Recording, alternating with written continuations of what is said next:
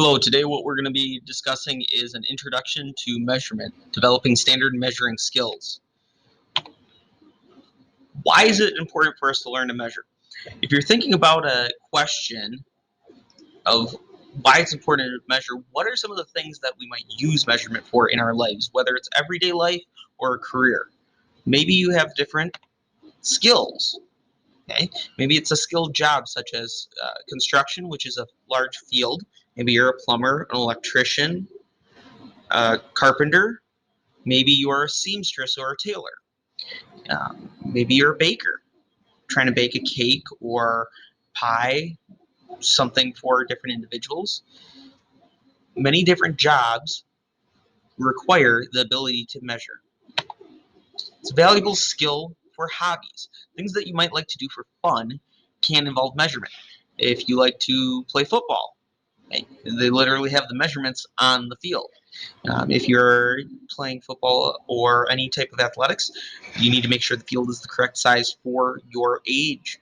You don't want kindergartners playing baseball or football on a pro athlete or a professional field. Um, if you like hunting or fishing, like myself, you have to make sure that you know your distances for equitable hunting and fishing practices. There are crafting is huge, artwork is huge. If you want to make two eyes look the same size, if you don't want it to be an abstract image, it can help to measure those images out. It can be a valuable skill for everyday life. So in the top right, we see an individual, a seamstress fitting a dress to someone. In the middle, we see an individual doing some type of woodworking or carpentry construction. And in the lower right, we see someone, maybe they're trying to find a pair of pants that fit. Maybe they're measuring their waist to buy new pants so they don't have to spend a lot of time at the store trying on pants that they don't like with mom or whoever.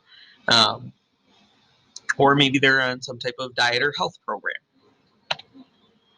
Measurement system that we're going to be using, there are actually two types of measurement systems.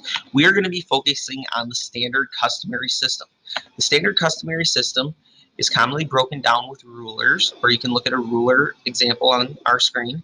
We have 12 inches, and each of those inches is graduated, so broken down into smaller marks, with each whole inch being our longest mark and identified by a number.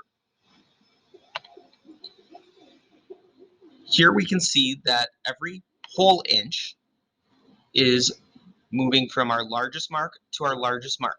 And then we have the graduations between. If it's something that's smaller, any of these marks that are smaller than a whole inch, then we're going to write those down as a fraction. Our first division of every inch, or our second longest mark, is a half inch.